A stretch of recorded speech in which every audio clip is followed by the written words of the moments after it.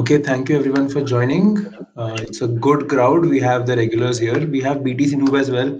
I apologize to BTC Noob. I had promised you that I'll share the Windows Linux conversion script, but I think I forgot to do that. And the reason for that is that I was actually not able to do that. I had to use another system. So I apologize. Thanks. Okay. Thank you. Okay. Yep. So we have a good crowd. Thank you guys for joining. We'll start. I think I'll just quickly give one context. The last session was actually pretty interesting if you are a weird person. So the last paragraph will actually sum it up. I will not explain in detail. I think it will sum up the entire session from last week. I'll just read this. What can the different methodological approaches, deductive reasoning, bro science, and systematic academic research tell us about how to tackle the problem appropriately? Systematic academic research can help us identify a problem, but it cannot provide a clear path to solve it. There's no way to extract an ought from an is, especially not if we are discussing a global problem whose solution requires everyone on earth to change their behavior. Deductive reasoning can't tell us what to do either, but it can point out how most of the proposed political measures are counterproductive. Even basic bro science can tell us that upset teenagers throwing paint at priceless paintings and irreplaceable historical monuments won't affect global temperatures very much at all, really. Yeah. So the summary is that the last session was about, the last paragraphs of this chapter were about climate change research, which I think is so controversial, not just in Bitcoin, but just in general, because there is no way to find out the solution to it. There is no way to find out that if even if it is a problem in the first place, because the narrative earlier was global warming, then it became climate change because people sense that it's not just warming at least. So what is going on? And there are no methods to know this. So this book describes a Venn diagram of deductive reasoning, bro science, and systematic academic research. And at the intersection of it is Bitcoin. So I'll tell you quickly the meaning of those words. Deductive reasoning is first principles thinking, defining everything from scratch. 1 + 1 equal to 2. What's the meaning of action? What is the meaning of value? And so on and so forth.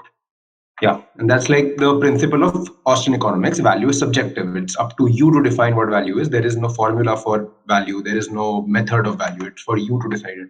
That's deductive reasoning. Bro science is anecdotal experience. It's like, bro, I was doing this, or bhai main ye kar raha tha. So it's very anecdotal. It's personal. It's based on trust and reputation. And yeah, I think it's just a thing that you know when you know it. And systematic academic research is empirical research. It is physics. It is hard sciences. It is mathematics. It is computer science, and everything related to something that can be measured and concrete. So these three things come together to make Bitcoin, because at least according to this book, because it's very difficult for someone to convince somebody of Bitcoin by using just systematic academic research. Of course, bro science will not scale to the entire economy. And deductive reasoning, as Austrian economics proponents know, is very difficult to convey to people who do not want their mind to be changed. So, yeah, climate change research is even more difficult, let alone something as simple as money, which is not simple, but I think it's something intuitive. Everybody knows that if I'm losing value every year, I need to change to something else. And even that idea is very difficult to communicate for a lot of reasons. But yeah, this was the summary of the last session. Now we'll start reading. Yeah, just a summary of how we do these sessions is I will read, but the point is to just have interactions and for you to derive value out of it. So I am going to read, and yeah, feel to share your comments. I have not been able to prepare this week a lot because I was involved last week in the event. But yeah, we'll go along, and yeah, if you have any questions, comments, thoughts to share, or any experiences, please feel free to unmute yourself. The only way to discover fundamental, irrefutable truths that inform our opinions about a particular problem is deductive reasoning from a first principles approach. That's the only way. It's like if you believe that value is subjective, if you believe that you are an individual, the only way for you to ever find out anything is to discover it. And you discover it by finding fundamental, irrefutable truths. For instance, it can tell us why an increase of a nation's money supply will inevitably lead to more consumerism and resource misallocation. It can also tell us that politicians willing to do whatever it takes to stay in power are likelier to win elections. It is therefore in the politicians' interest to implement the short term climate cosmetics policies that do more harm than good to the planet in the long run. If climate disaster looms, the last group of people you would want in charge of tackling the issues at hand are politicians and bureaucrats. Yes, so yeah, I think the first sentence, like I was saying earlier, is this is actually more complex way of saying that inflation is a bitch. So consumerism and resource misallocation is the result of inflation because it makes spending necessary and even profitable for businesses. So that's difficult to convince, and climate change is worse because it's more complex. But politicians clearly are not the right people because they're currently controlling the money and it is failing us. So let alone them trying to control the temperature of Earth. First principles thinking is the most rigorous methodological approach to any subject because it strips away accumulated assumptions and addresses problems at their most fundamental level. By eschewing assumptions and approaching societal issues from their base elements, first principles thinking provides insights that address the core issues. Without first principles, it's virtually impossible to account for second order effects. In short, this approach prevents you from trying to cure your cancer with a band aid, which is what most climate policies do. I'll just give my interpretation of this. First principles thinking is just you deciding and learning things on your own. Nobody can help you because it's something that just you will discover and learn on your own. First principle thinking means that to me. I was reading Praxeology by Knut Swanholm at Bitspace only a few days ago, and what I loved about Mises' life story is that he was always humble. He never said that his approach is the way to get to the truth. He always said that this is the way I am getting to the truth, and I'm not quoting Mises, but I'm just giving my interpretation of it. So, what I liked about that particular paragraph or that story is that he was humble in his approach to finding the truth, and there was no um, there was no appeal to one reality that this is the only way to live life. Bitcoin helps you remove the noise from your life, but also lets you see how noisy everyone else's life is. When the money is broken, resource misallocation distorts every truth seeking endeavor. Bitcoin helps you see why that is the case and how it happens. Still, there are plenty of mental traps for Bitcoiners to fall into. Some traps are rooted in a misconception of what problem Bitcoin solves. Others lie in overemphasizing certain aspects of the protocol and thinking these can somehow solve personal issues too.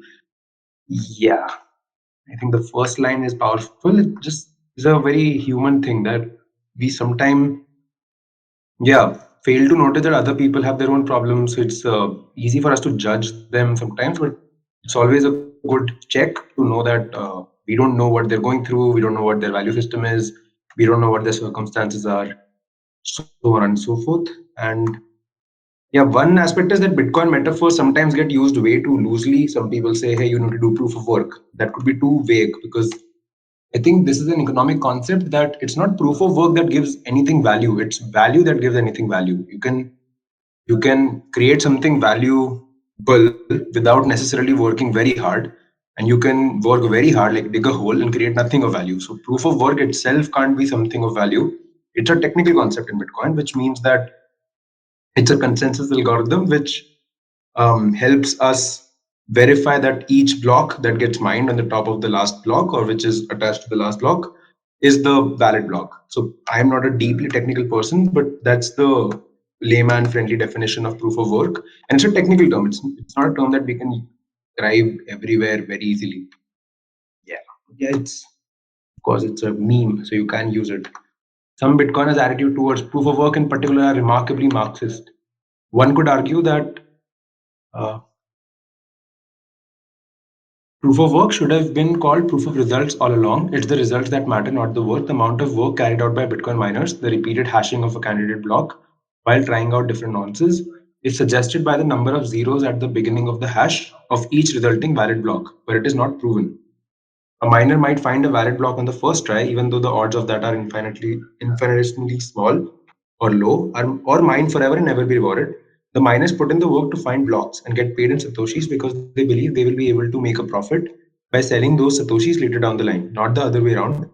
People don't buy Bitcoins because they appreciate the nation sized power consumption of the network. They do buy Bitcoins because they are secure, censorship resistant, teleportable, and finite. Proof of work is costly, which is what secures the network. But it's not the costliness of producing blocks that makes the coins valuable, it's the security, the portability, and the finiteness of the coins. Right. Yeah. My best way to put it is that Bitcoin is valuable because individuals find value in it, that this thing needs to exist. What we need for this thing to exist is a lot of energy. So it's incorrect, in my opinion, to say that Bitcoin is backed by energy because it is not. Because just something having a lot of energy behind it does not make it valuable. It is valuable because individuals value it, and individuals make sure that this system works. So it requires node runners, it requires miners, It requires consensus algorithm and Bitcoin core protocol to operate without trust. I'll take a pause here. I've been reading for a while. If anyone has anything to share, even unrelated to book, of course, this particular chapter is not specifically focused on one specific subject, so anybody can share anything if they want to ever. The question, Yes. what does it mean by the attitude of most of the people around proof of work is Marxist? Yeah. I think according to this book, I'll just first quickly cover that. Yeah, it's that just because some people think that Bitcoin is backed by such and such terahash of power, that Bitcoin is valuable. That is incorrect to say. What I think is correct to say is that because Bitcoin is backed by so and so number of terahashes, it is securing the network, or it is expensive to break Bitcoin, or expensive to change the rules of Bitcoin, expensive to control Bitcoin, or do a 51% attack more technically. So it's incorrect to say that Bitcoin has value because there's a lot of energy behind it, or because it is backed by energy, or because there are a lot of people putting in a lot of energy behind it. That's the incentive, that they are incentivized to do that because they believe that in future they will be able to sell Bitcoin for a greater price. And of course, there are different people doing mining for different reasons. This is not to generalize the concept of mining, but mining as a venture is able to do that because they believe that Bitcoin will be valuable. It is not the other way around. Bitcoin is not valuable because people are mining. People are mining because Bitcoin is valuable. So, yeah, I think in the early years of Bitcoin, it's also easy to see. From 2009 to Okay. 2010, Hmm. sorry. Yeah, yeah. Go on, go on. Yeah, no, I was just yeah. So yeah, I think I just want to say this, that if ever somebody wants to counter me, please do that. I sometimes can go on rambles, but yeah, I think just I was Yeah. just giving an example from 2009 to 2010. There was no monetary incentive to mine Bitcoin, but clearly Hmm. people were incentivized to do that. Satoshi, Hal Finney, and more people, as they started to join the cypherpunk movement and the sound money system that Bitcoin is. So it was not energy, right? It was just those people wanting this system to exist. Yeah. Okay. I guess, okay. Okay. So from what you said, I think we can derive that here Marxism, they are referring to the fact that a large swath of people find it valuable, but what the book tackles is that the Bitcoin is inherently valuable because of its censor resistant properties and whatever has been mentioned, because of its inherent properties and not because of the massive consumption, massive, nation state network for consumption and so on and so forth. So I guess that is how it tackles it. Yes. That is what I understand. Yeah. Okay. Yes, yes. I think you're absolutely on point. Yeah. I think, Hmm. yeah, just the point of, I think if I had to summarize it, that Bitcoin is the technology is enabling certain properties of a thing called Bitcoin, which is the 21 million tokens or the 2.1 quadrillion tokens. And those things or those tokens called Bitcoins or Satoshis have these properties of being secure, of being sensitive, resistant, teleportable, and finite.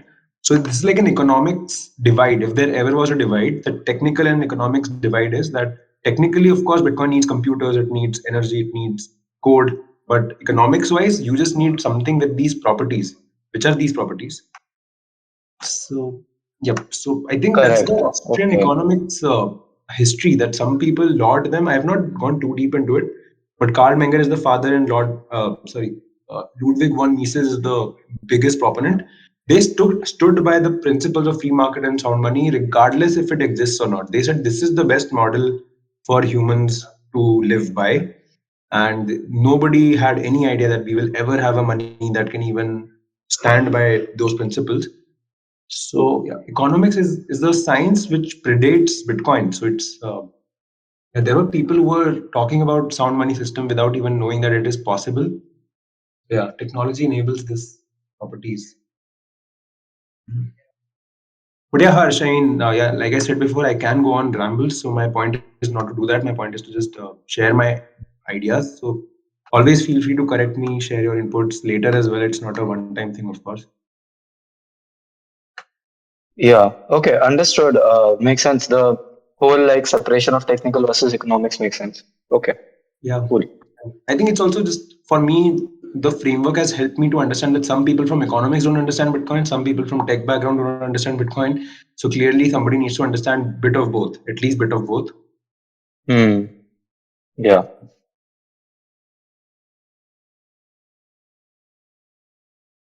Continue reading.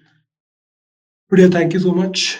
I'll continue reading. Similarly, most of humanity's cultural accomplishments presumably required a massive amount of physical labor.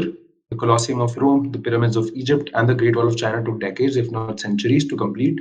But a lot of labor also went into burying the millions of landmines in Iraq, Cambodia, and Bosnia, but no one considers those wonders of the world.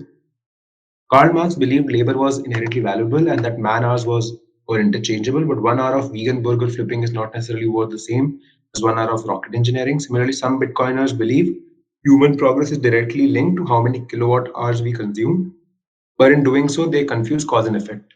Yeah, I think if you have been joining these sessions regularly, you'll also notice that at least I don't agree with a lot of what Note is actually saying.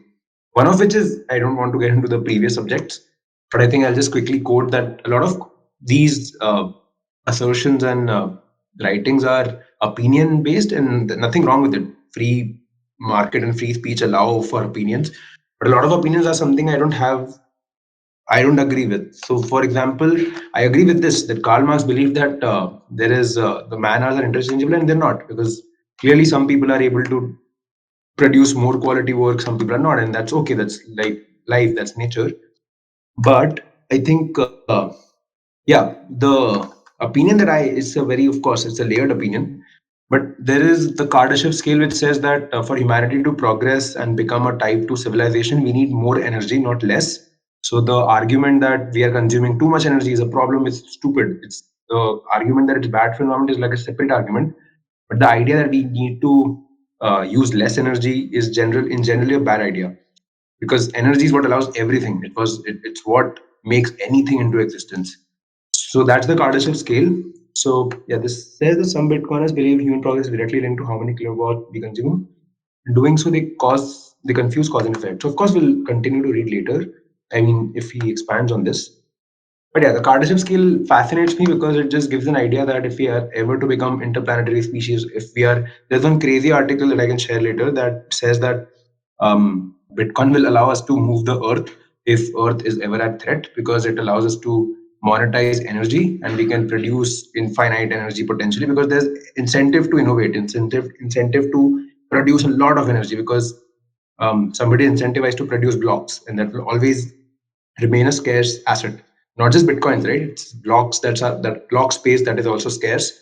So you produce so much energy that you're able to potentially move the earth, which is crazy, but it's an article that I think I read and I found interesting. Mere works like, But yeah, sorry. I have an opinion on this. It's like Uh, it's a subjective evaluation of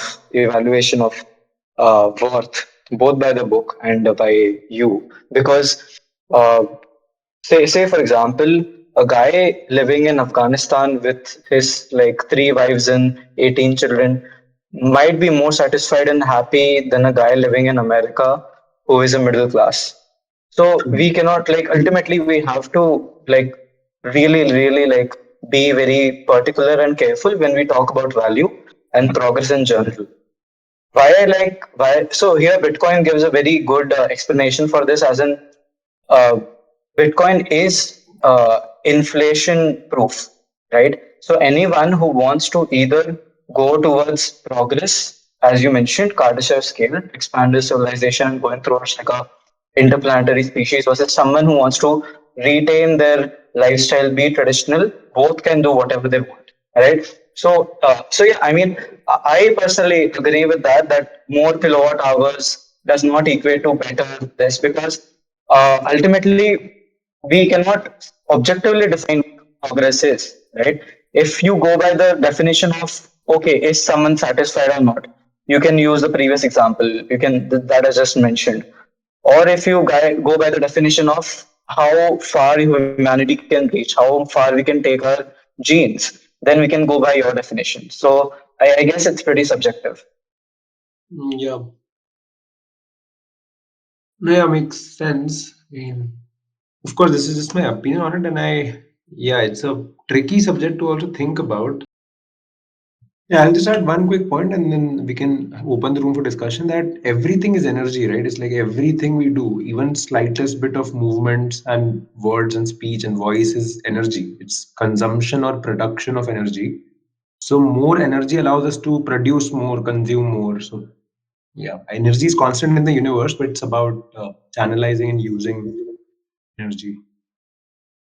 Yeah. I mean, it has made our lives better, definitely. But there are some like nuances and like how it's just that. Oh yeah, definitely. Yeah, it's a very good subject to explore, to be honest. Like Right. whether like having more energy, like expending more energy, which constantly happens. Like as we progress, as we move further, we consume more energy. That's true.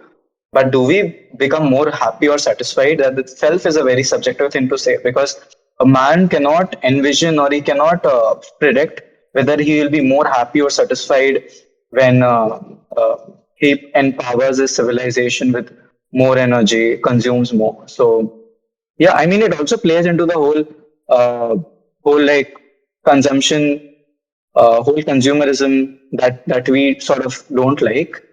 So yeah, I guess yeah, good inputs. Yeah. No, yeah, I think I agree. Sometimes I also, I think, get, I think, too biased towards energy in terms of just getting things done. But yeah, I think happiness Mhm. is ultimately the bigger purpose of life. I think I agree. I think yeah, it's not always energy which gets us there. Mm. Yeah, because ultimately that again plays into the whole concept of value, right? As you mentioned that you have to even like finding value has to be on first principle basis. So Yeah, then it's the question of okay, what do you find valuable?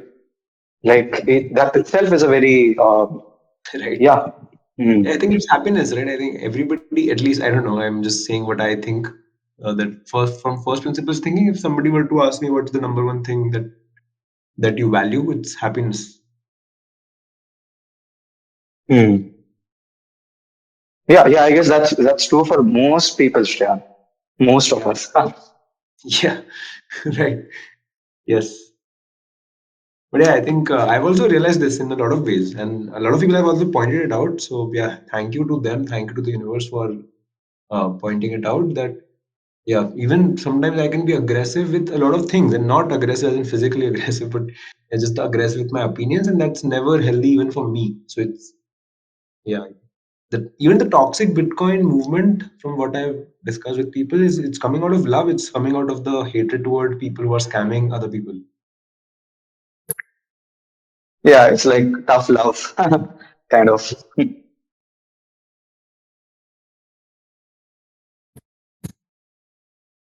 Yeah, basically, Sriyan means getting into more philosophical aspect of these things. This is quite subjective in my view. Maybe I can give an analogy of artwork. So some people might appreciate it very well, and some people might not like it, and they, both of them will have their own justification to do that, right? So now the question boils down to finding value, whether it is valuable for a more number of people, which we talk about network effect or something like that. If it is like that, then yes, people will come for it. If it is not, then people may discard it sooner or later.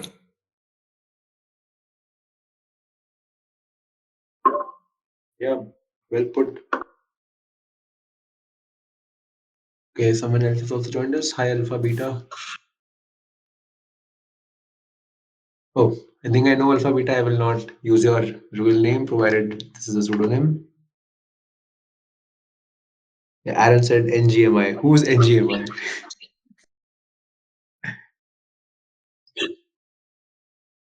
Okay. Yeah, I think if we're not toxic enough, we should definitely be more toxic. That's just my point.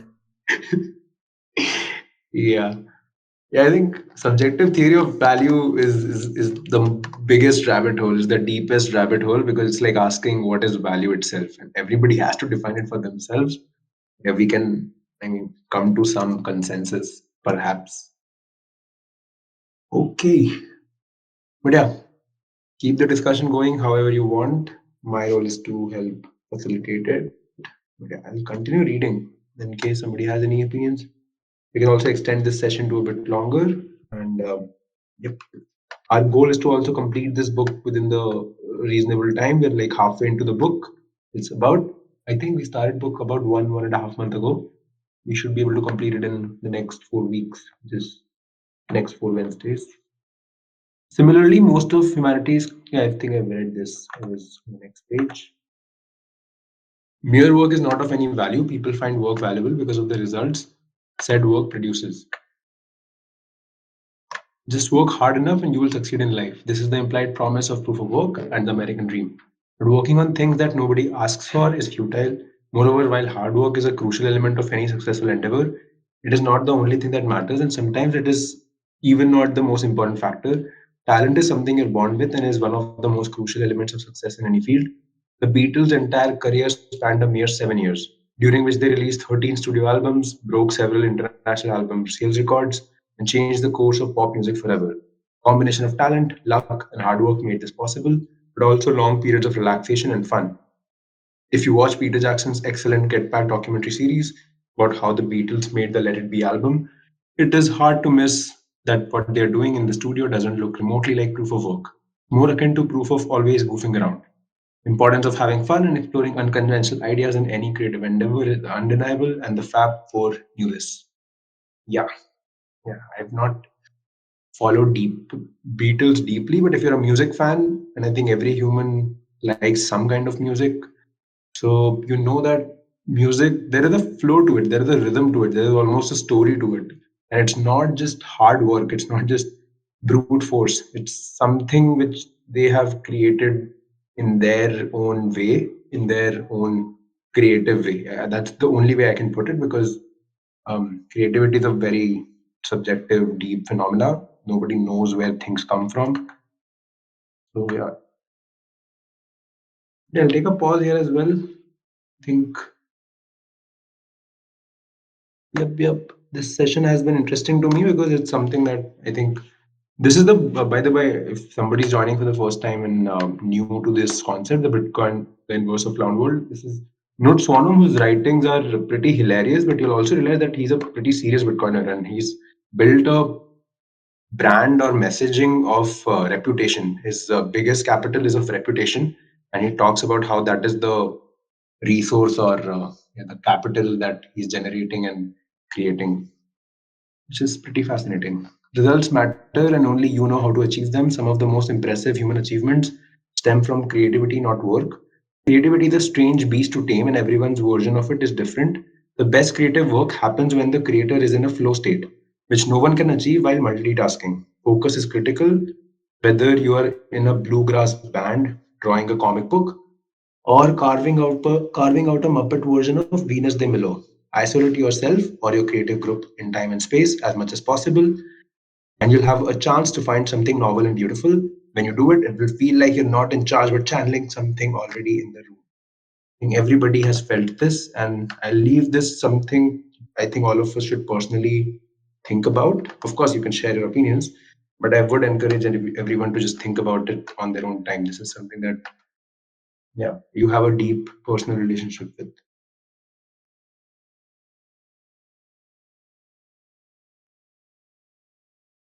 Benny Anderson of ABBA once described the creative process as sitting by the piano and waiting for the song to float by.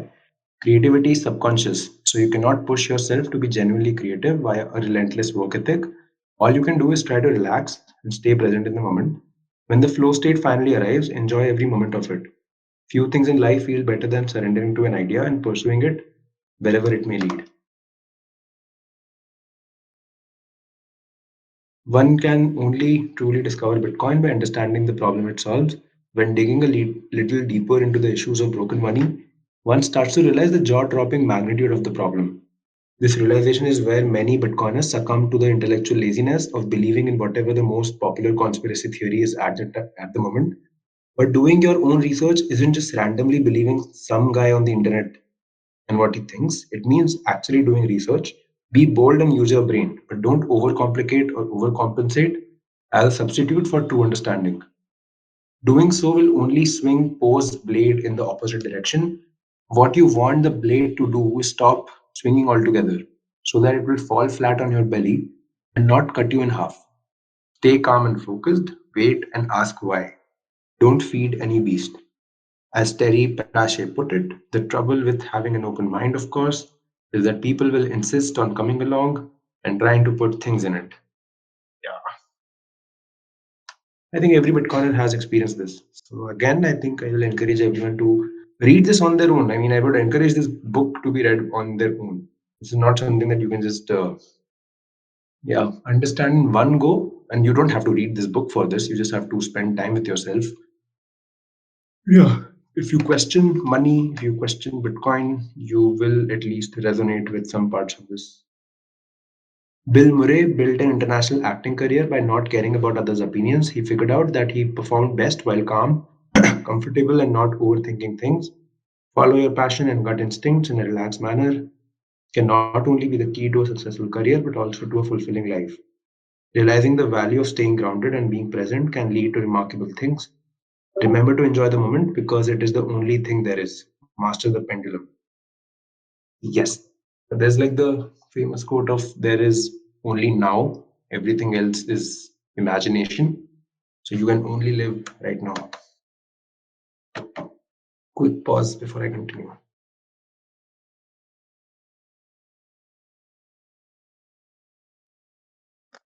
Life happens in the present, not in the past or future. Right now is all you have. Yes. Okay, we're end of the chapter. One quick pause again. I'll just go and check. Yeah, everyone who joined the session is still here. Thank you, guys. We are approaching the. I mean, not the end of the book. Approaching the next chapter though. So yeah, we'll take a 1 minute pause here. I'll just quickly get water. So give me a minute.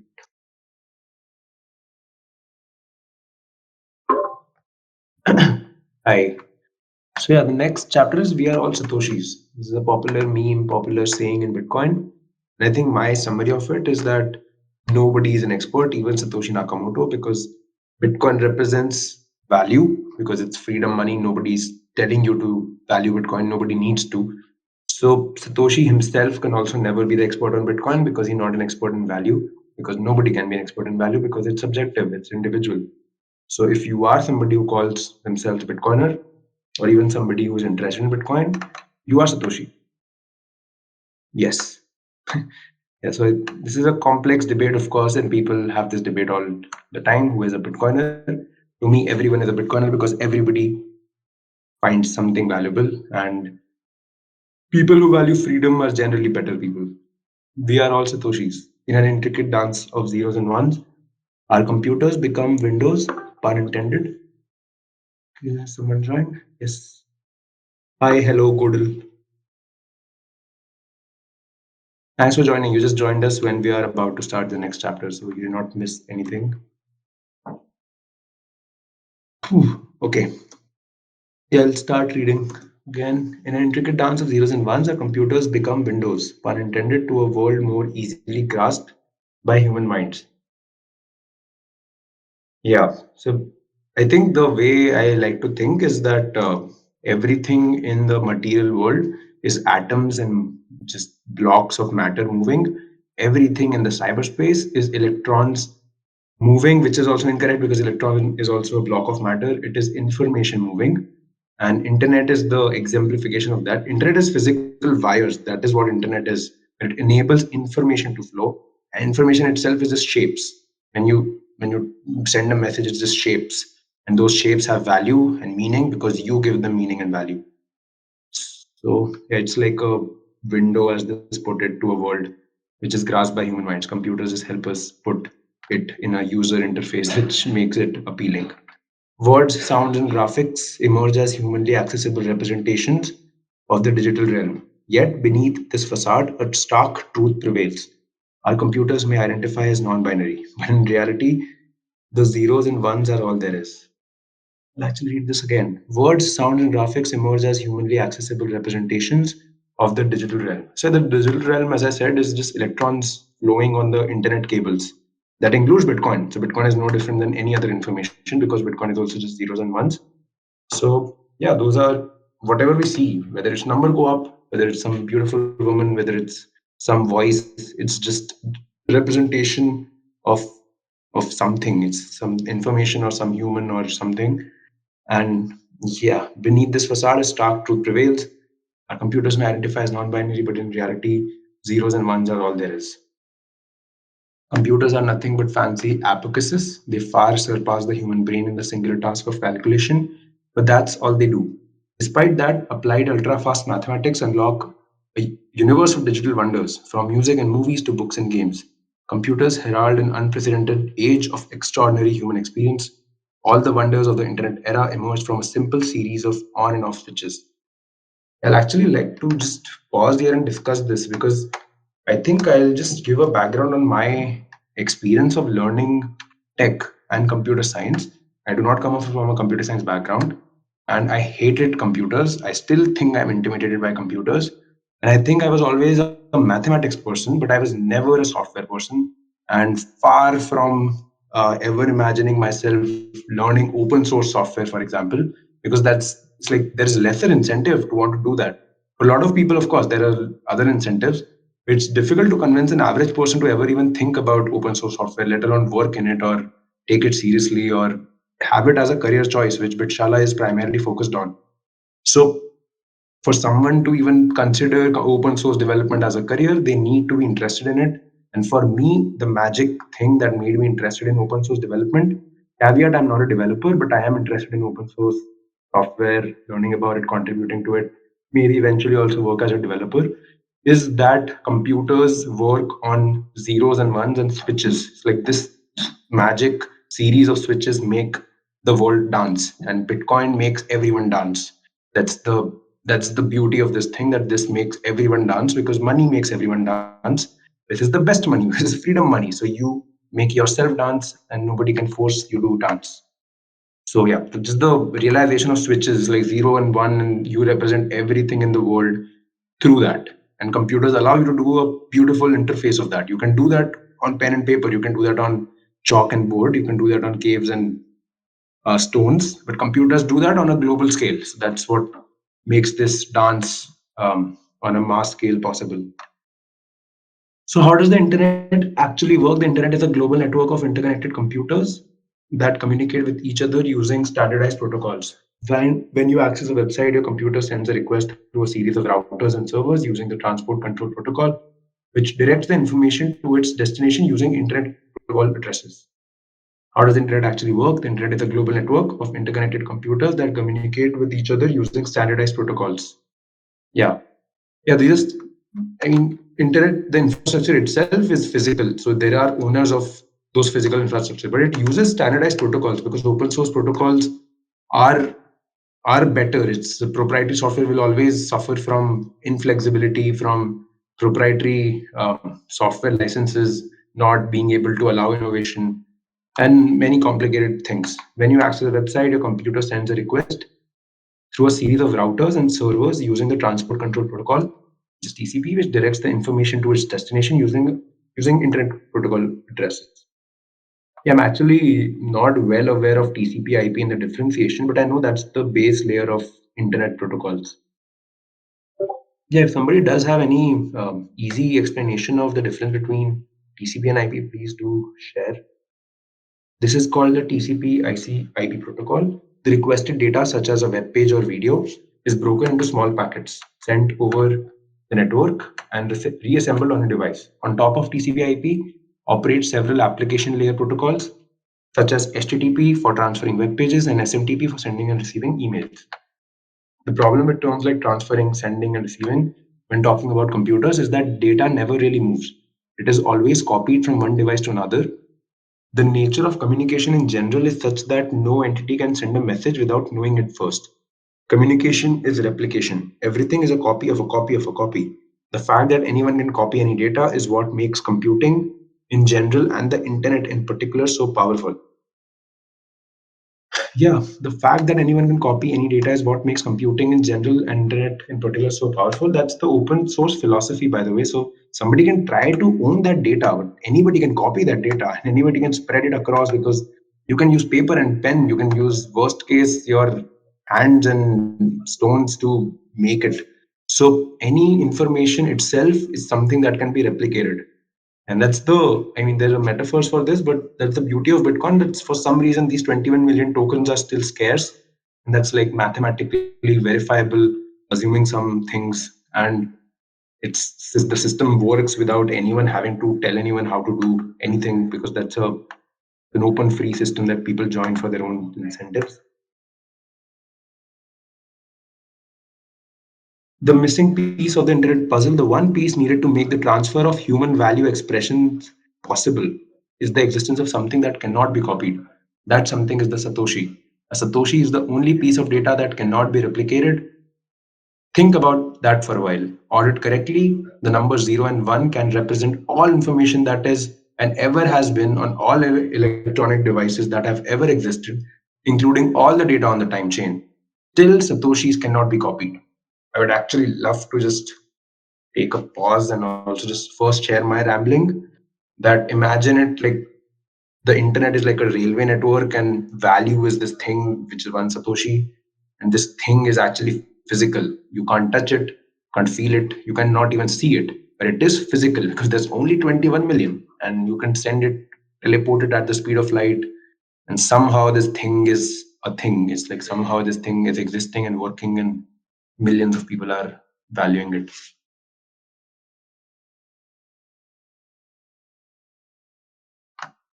Okay. If no questions, comments, I'll continue reading. So, how can something made up entirely of data, ones and zeros, be uncopyable? It sounds impossible, and from most perspectives, it is. Every single part of what makes up the sum we call Bitcoin can be copied. The code running on every Bitcoin node, each block in the time chain, and every individual version of the mempool can be copied. Only the Satoshi itself cannot. The Satoshis don't even exist individually. There are only unspent transaction outputs, ledger entries representing how many Satoshis a specific private key unlocks. Yeah, if you are somebody who appreciates this nuance, and I think I do, is that Satoshi is not one physical object like I described. It's the UTXOs representing the value that they unlock or can hold. And those UTXOs are a piece of data structure that can only be unlocked by a private key, which is a data structure itself, or a piece of information, which is a huge number. And Bitcoin itself is just a ledger. It's not a physical object. It's a set of transactions and blocks which record data by incentivizing humans to do that. A Satoshi is more akin to a centimeter than a dollar, since all it does is to measure the size of the individual UTXOs. Yeah, it's the measurement of value more than the value itself. Because of course it is valuable because value is subjective and you can choose to value this thing called a Satoshi. What it allows you to do is to measure value.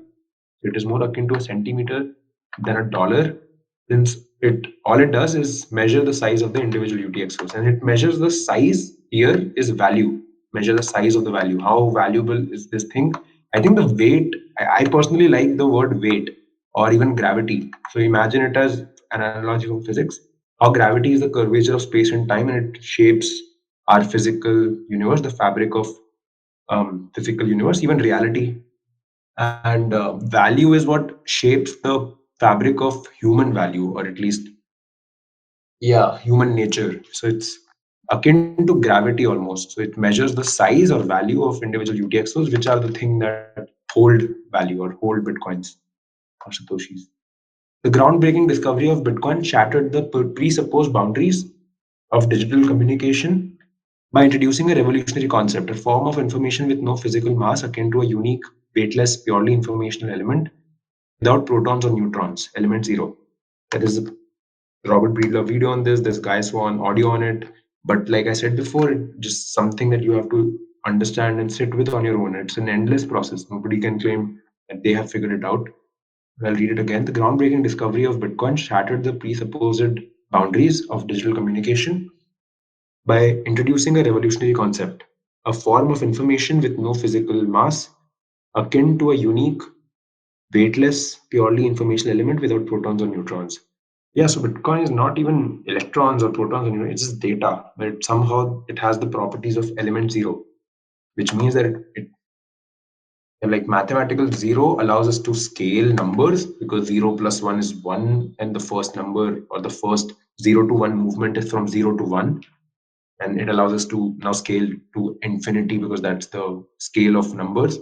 Like that, Bitcoin allows us to measure value, which has never been possible because you are always supposed to trust another individual that this thing is valuable. Nobody in Bitcoin even asks you to trust anybody. In the Bitcoin universe, ownership is synonymous with knowledge. To possess a Bitcoin is to hold a secret. The private key is the ethereal gateway to that ownership, a secret that transcends the physical realm and resides solely in the human mind, ephemeral and intangible. Here, it is crucial to differentiate between ownership and possession. Ownership refers to the legal right to use, control, and dispose of property, often supported by law and documentation.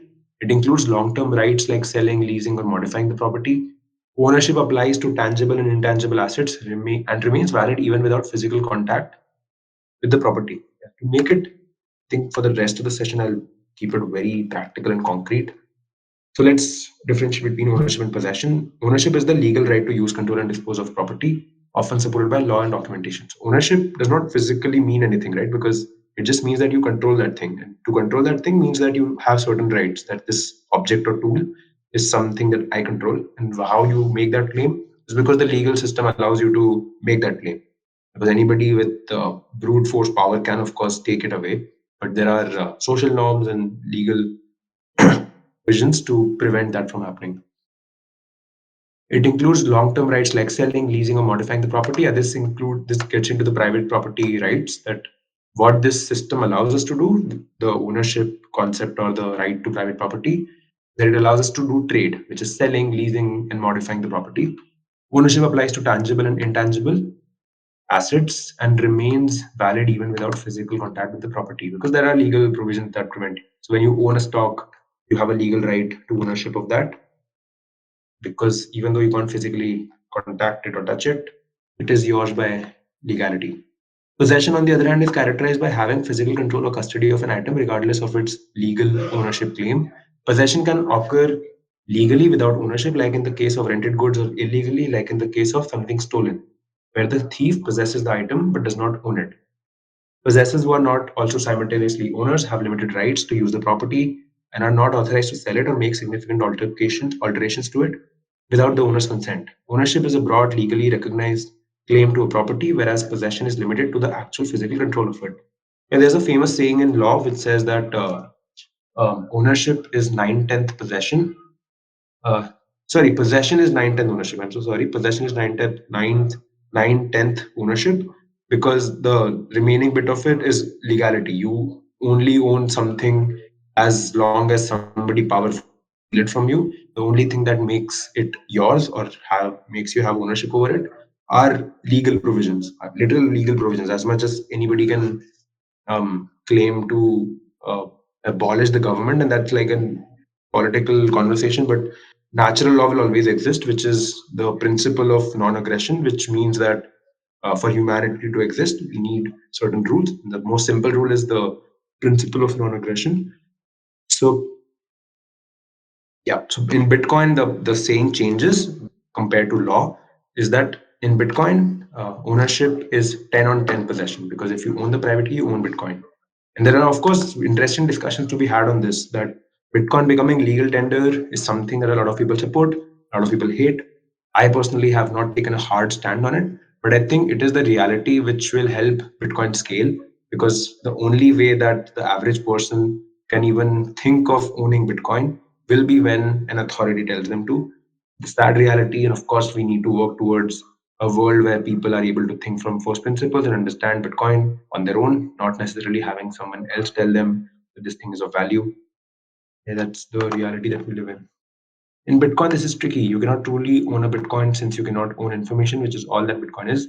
You cannot possess a Bitcoin either because you cannot physically possess information. Information is not tangible. In fact, the only thing that makes you value the private key to a Bitcoin address more than other information is knowing how impossible it would be for an attacker to guess it. In essence, Bitcoin is validated through collective verification, a process enabled by each participant running the protocol's code. This act, usually termed running a node, must be initiated by a human deliberately choosing to participate in the network. Therefore, the actual node is not the machine, but the person, the keeper of secrets, the decision maker. In this light, every individual in the Bitcoin network is a node, and the computers and applications involved are merely their calculation assistants. Hmm. Yeah, I'll actually now close the session in a couple of minutes. I think what I'd like for all of us to at least think about is, yeah, I think I've had this discussion with a lot of people about it being expensive to guess a private key. The way that works is very simple to at least think about. It's a very simple framework. The Bitcoin seed phrase that any standard wallet generates is just 12 or 24 words, and there are only 2048 possible words of a seed phrase. So the potential space of private keys or ownership of Bitcoin is 12 into 12 into 12, 2048 times. Sorry, 2048 into 2048 12 times if your seed phrase of 12 words, which is 2048 to the power of 12, which when you look at it seems like a pretty normal number, but it is so ridiculously large that it is outside of human imagination almost, that nobody can even imagine how difficult it is in terms of brute force approach to guess all the seed phrases or even find one seed phrase with significant Bitcoin or any Bitcoin, because it's something that even I have not been able to wrap my head around. I've Somebody sent something on the chat. What will happen when the last block is mined? Or would we ever reach there, cause miners would ask for impossible mining fees as their mining career would be coming to an end? Okay, good question. I was having this discussion with someone else before. Um, so yeah, so these are of course deep questions because it's like assuming something in 2140. So nobody can claim to see the future. But what I think I can say is that Bitcoin scarcity is not 21 million Bitcoins only. It is the block space that gets produced every 10 minutes. And somebody is incentivized to do that because somebody wants to send a Bitcoin transaction. And for them to send it, they have to include transaction fee or there is competition for it because there are enough people who want to do it. So some miner will be incentivized to put energy behind the mining process, and that includes other miners. So there will be a competition for it. So as long as you assume that there are enough people competing for block space, competing to get the transaction fee in the transactions, that will make Bitcoin sustainable. So the word, actually, technical word even is block subsidy. So we are like subsidizing the existence of Bitcoin. All humanity is saying that, hey, we will pay you guaranteed this much of Bitcoin every 10 minutes. That's like the subsidy. But eventually, Bitcoin after 2140 will operate only on transaction fee, which is a free market activity. If you don't want to pay the transaction fee, don't pay the transaction fee. But eventually, enough people will want to use the block space, so they will pay the transaction fee because it's not free, it's not easy to produce, there's only limited space. So I don't know if that answers the question, but that is my take on it. Yeah, and just to add to that, Shreyan, what is also true is we have had instances where the fee from mining has been more than the block subsidy. So while all that you said is correct, in my opinion, that there is a subsidy that the miner is getting now, we have had periods where the fee from the block activity is more than the or more revenues for the miner than the subsidy. So it gives us a glimpse that it has happened while for a short period of time. That will continue to happen in the future as the adoption increases from whatever it is today to all of humanity. Yep, well put. I think already we are seeing signs of transaction fee becoming more important than block subsidy. So yeah, empirically it is already happening. Okay. Yeah. Thank you everyone. I think I'll drop off now as well. Yeah. Good night, folks. Have a good dinner. Good night. See you. Good night, thanks, Jan. Good night, everyone. Bye. Take care. Thanks for the session. Good night, BDC.